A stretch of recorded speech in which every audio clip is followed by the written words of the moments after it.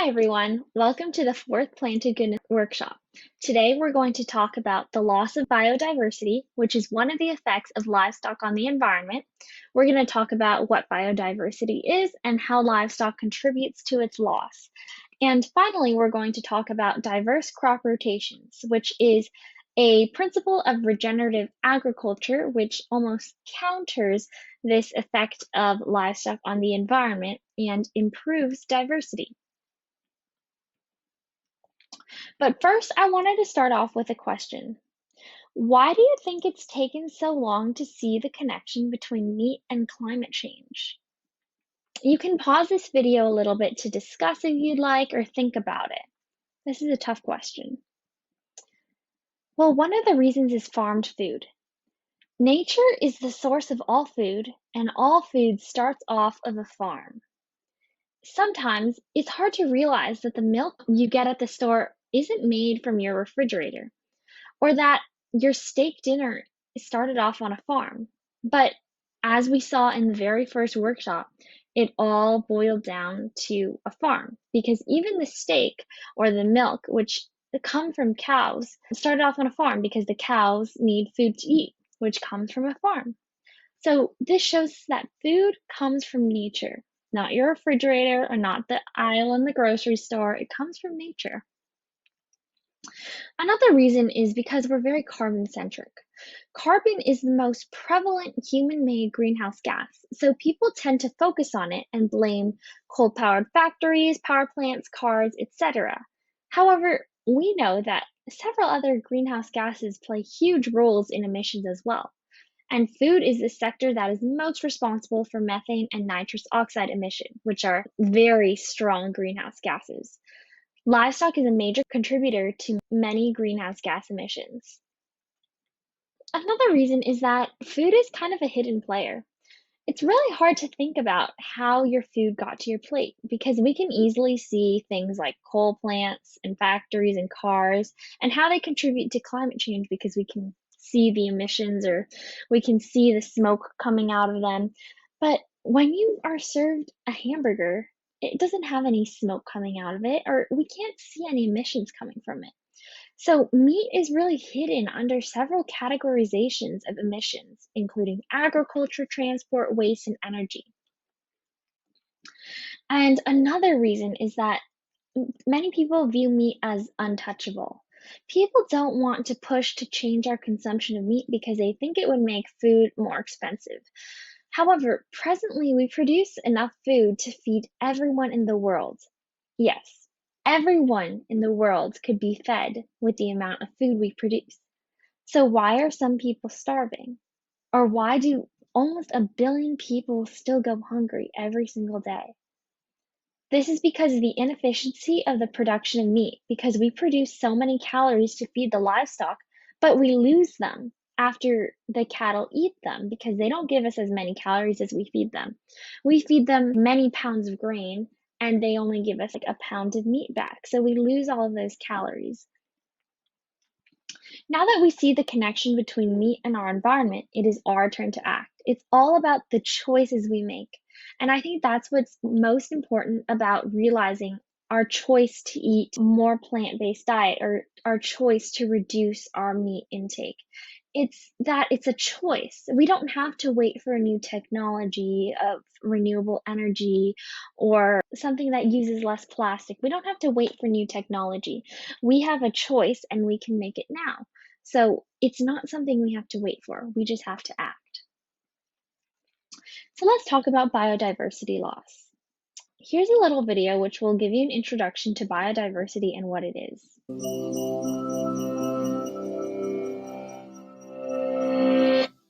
Our planet's diverse, thriving ecosystems may seem like permanent fixtures, but they're actually vulnerable to collapse. Jungles can become deserts, and reefs can become lifeless rocks, even without cataclysmic events like volcanoes and asteroids. What makes one ecosystem strong and another weak in the face of change? The answer, to a large extent, is biodiversity. Biodiversity is built out of 3 intertwined features: ecosystem diversity, species diversity, and genetic diversity. The more intertwining there is between these features, the denser and more resilient the weave becomes. Take the Amazon rainforest, one of the most biodiverse regions on Earth due to its complex ecosystems, huge mix of species, and the genetic variety within those species. Here are tangled liana vines, which crawl up from the forest floor to the canopy, intertwining with treetops and growing thick wooded stems that support these towering trees. Helped along by the vines, trees provide the seeds, fruits, and leaves to herbivores such as the tapir and the agouti, which disperse their seeds throughout the forest so they can grow. Leftovers are consumed by the millions of insects that decompose and recycle nutrients to create rich soil. The rainforest is a huge system filled with many smaller systems like this, each packed with interconnected species. Every link provides stability to the next, strengthening biodiversity's weave. That weave is further reinforced by the genetic diversity within individual species, which allows them to cope with changes.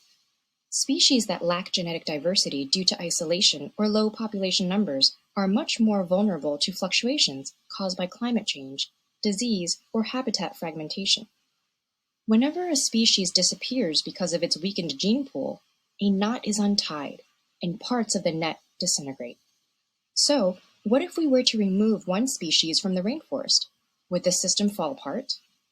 Probably not.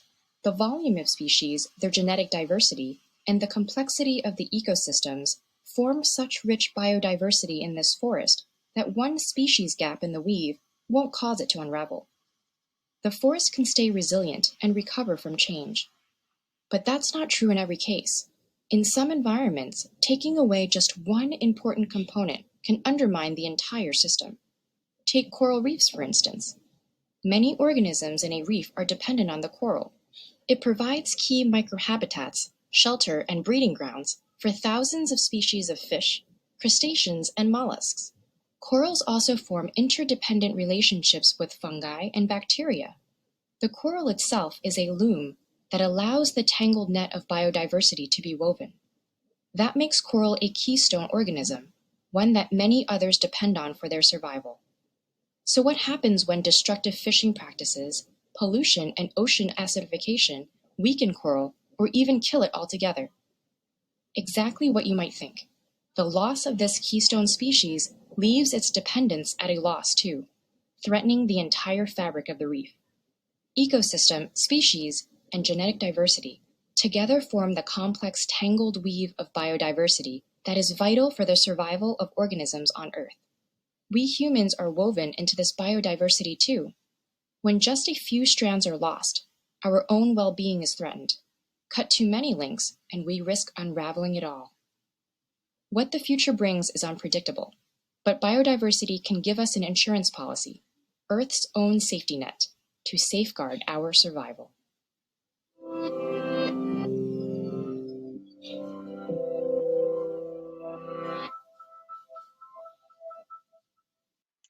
Okay, so I hope you enjoyed that video, and that just kind of introduced you to what biodiversity was.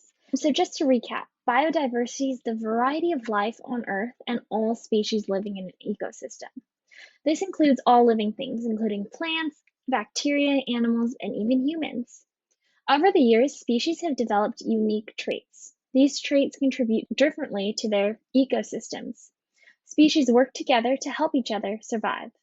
Certain areas, such as Mexico, South Africa, Madagascar, and Brazil, have more biodiversity than others.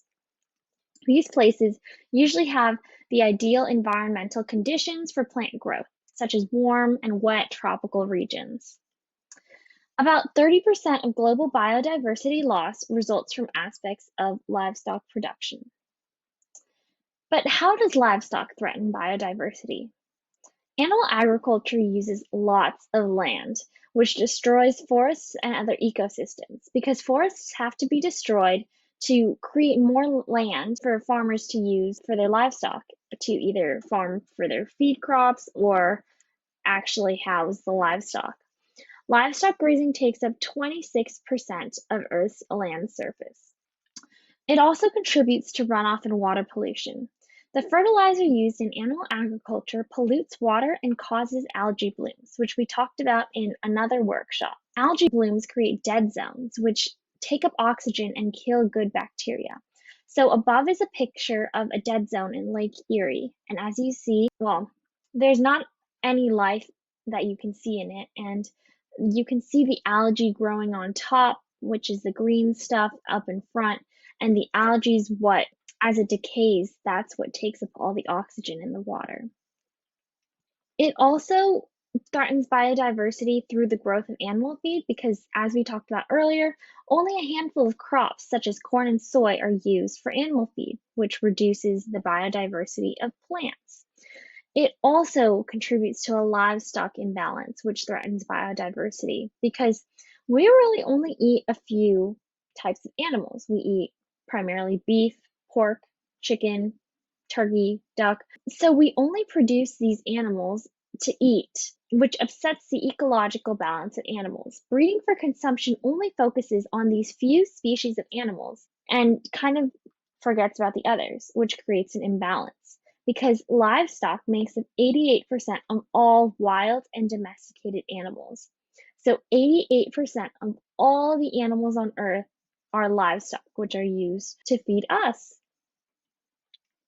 Corn is the world's most significant crop, and that's a result of the amount of corn that is fed to livestock because corn is cheap and easy to grow and it fattens the cows up quickly. Corn is also a significant crop because we use it in a lot of our food, such as cereals and corn syrup. Soy is also the world's fourth most significant crop, and soy is what is used to feed the livestock as well. As livestock production spreads, it undermines the biodiversity of the flora and fauna, which just means plants and animals. So why is biodiversity so important? I know diversity is cool and all, but what makes it important? Well, we do have an uncertain future. Climate change is creating huge alterations to our planet really quickly in ways that we can't ever imagine. So we need a backup plan, like a plan B. Biodiversity acts as our backup plan for food security. It is like our safety net to make sure we have enough food for the future. It's also important for resilience. We don't know which crops or animals will be able to survive as climate change progresses. So it's better to have lots of different plants and animals, or a diversity of them, and have options for food if we ever come to that situation, because some of them might not be able to endure the changing climate. Think of superheroes. I'm sure you all know these Marvel superheroes or even DC superheroes. They all have different superpowers, strengths, and weaknesses. For example, Captain America up front, he has the power of his strength and he also has his very powerful shields.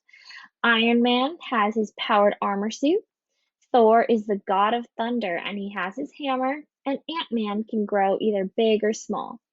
So they all are stronger together, though. They can fight Thanos one at a time, but they won't win. Thanos will win. They only win when they all work together because they need their diversity of powers because they can help each other out using their different powers and back each other up.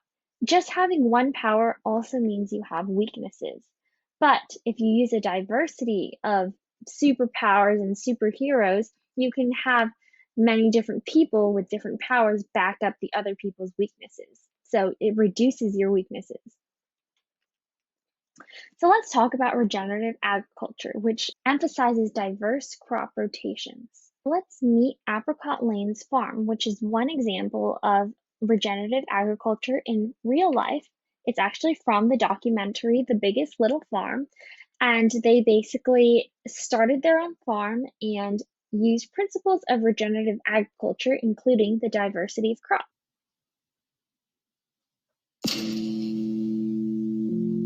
This all started with a promise that we'd leave the big city and build a life in perfect harmony with nature, like a traditional farm from the past.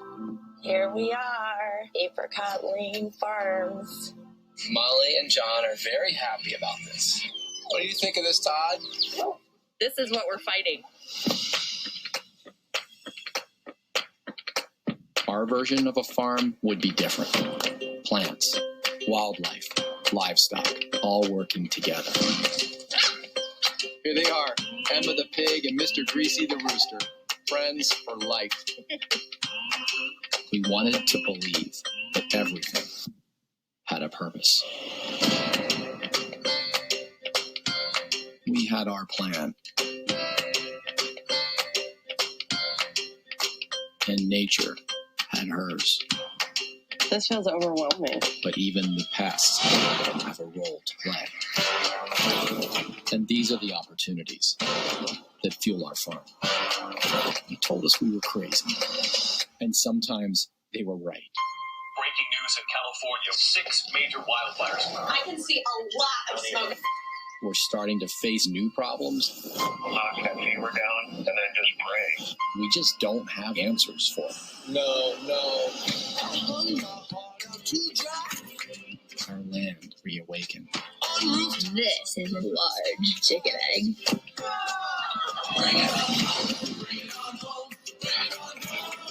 We saw things that we had never seen before.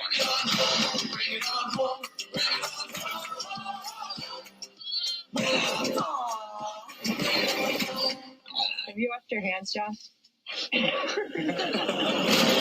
The hardships we face make the dream itself feel so much more alive. John, please be careful.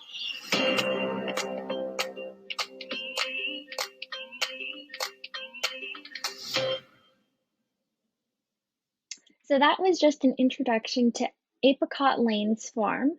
And as you see, they used a lot of the principles of regenerative agriculture on their farm, including a diversity of crops. So let's look at how it works. They're guided by nature. They let nature do the work and they just enhance it. They use lots of diversity. If you notice, they had lots of different livestock, plants, and other insects to let nature regulate itself again. It's restorative. They bring the dead, dry soil they started with to life. And it's resilient because healthy soil can sustain all different weather types, including droughts and lots of rain. So here's again from The Biggest Little Farm, and she had a dream. Molly wanted a farm with a bunch of diversity, and it seemed impossible. So let's play the little clip. Question for Molly, that we'd both find plenty of purpose on a farm. But this farm would have orchards, gardens, animals. Not just any farm. We're talking like something out of a children's book. We would grow apricots, peaches, plums, nectarines, cherries, kumquats, grapefruit, guava, lime. Her dream was literally to grow everything she could possibly cook with. This vegetable garden, it wouldn't be just any of it. We would have flowers, herbs, heirloom And vegetables. we do all of this in perfect harmony with nature. Thyme, rosemary, oregano, basil, Like a traditional farm from the past. fennel, strawberries, boysenberry, raspberry, kale, broccoli. Sounded like a meaningful life. But our reality was so far away from anything like a farm. Okay, so I'm going to give you a little spoiler alert. Their dream farm became their reality at Apricot Lane's farms. Apricot Lane Farms houses tons of different plants and animals, which creates a self-sustaining relationship between the plants, animals, and their environment. Let's contrast Apricot Lane's farms with normal corn farms, which are usually used to farm the feed for livestock. They're tilled annually, which means they use the plow to prepare it for seeding, which is highly destructive because it leads to soil carbon loss. They also use a lot of chemicals like herbicides to fight weeds, and they use pesticides. It's not resilient because they have a lot of unhealthy soil, which can be blown or washed away by rain. And it ends up being clay soil because when it rains hard, the clay particles rise up in the soil and they harden, and it just becomes dry and you can't do anything with that soil. So monocropping. Monocropping just means growing one crop, which is not diversity. It's the opposite of diversity, such as corn or soy, which drains the soil of certain nutrients. So look at the top picture. That's a picture of a monocrop farm that looks like corn, and you can just see rows and rows and rows and rows of corn in comparison to the bottom picture, which is a more diverse farm. And you can see it's not just one plant. They have different rows of different plants. And by adding, that's supposed to say by, adding diversity, different crops will take and contribute different nutrients to the soil, which will make it healthier. So it's guided by nature, just like Apricot Lane said.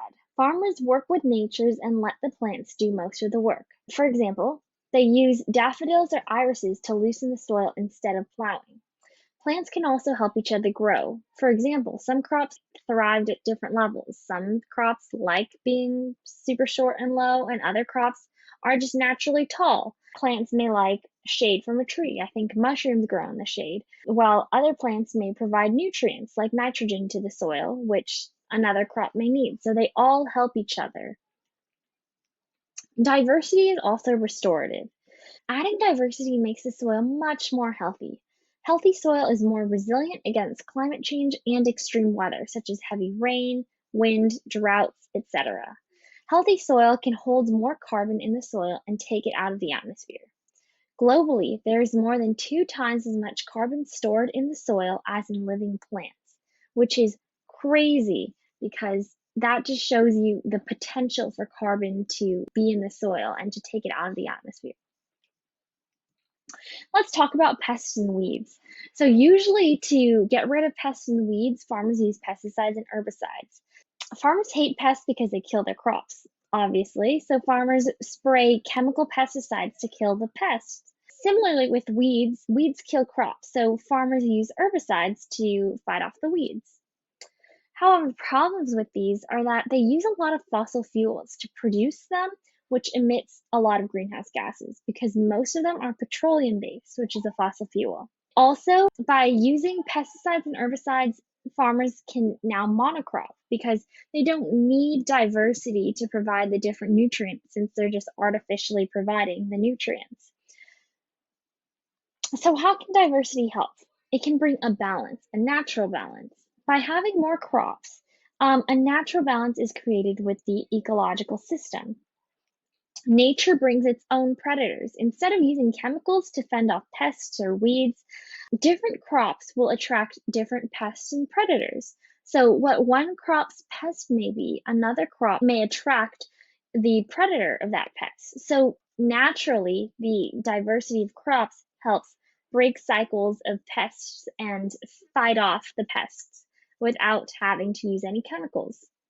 And this relates to eating less meat because the production of livestock reduces biodiversity, but diversity is important because it improves the soil's health, which stores more carbon and eliminates the needs for chemicals. Diversity helps reduce some of the effects that livestock production also has on the land. And finally, we're going to end with a short game of fantastic foods and try to guess what they are. I have a sweet and nutty taste and usually have orange skin. I'm an excellent source of beta-carotene, vitamin A, and vitamin C. Most parts of me are edible, including my flesh, my flowers, and my leaves, and my seeds. I'm typically a Thanksgiving staple, and I am usually boiled, steamed, or roasted. What am I? I'm a pumpkin. Yes, pumpkins, if you look on the inside, what makes them so orange and bright is because they have a bunch of vitamins and they can be used in a lot of different plant-based dishes. This one is a fruit and their seeds are covered in a sweet edible red pulp. I'm usually opened by being scored with a knife and broken, after which my seeds are separated from my skin and pulp to be eaten. I can be made into a juice, which is a little sweet and sour and has a bright red pigment. I'm a really good food to strengthen your immune system. What am I? And if it strengthens your immune system, that just means it helps promote your health and helps you stay healthier longer. This is a pomegranate. Yes, pomegranates are loaded with antioxidants. And I don't know if you ever tried a pomegranate, but they're little seeds. But even though they're super little, they're very powerful. And you can also make them into juice. And I really like pomegranates. This one is usually a small round seed found in a pot. I can be either green or yellow and are usually used as a vegetable, either fresh, frozen, or canned. I'm starchy but high in fiber, protein, vitamin A, vitamin B6, vitamin C, phosphorus, magnesium, iron, copper, and zinc. What am I? What do you think it is? I'm a pea. Yes, peas also have many nutritional benefits and can be used in so many different plant-based dishes. Again, thank you so much for watching. I hope you enjoyed this presentation. If you have any questions, don't hesitate to email me at plantedgoodness@gmail.com, or you can also visit my website at plantedgoodness.org for more videos like this, recipes, or information about this issue. I really recommend going to the website and checking out more recipes if you are excited and want to try some plant-based recipes in your own life. Have a great day, and I hope you enjoyed. Thank you so much, and bye.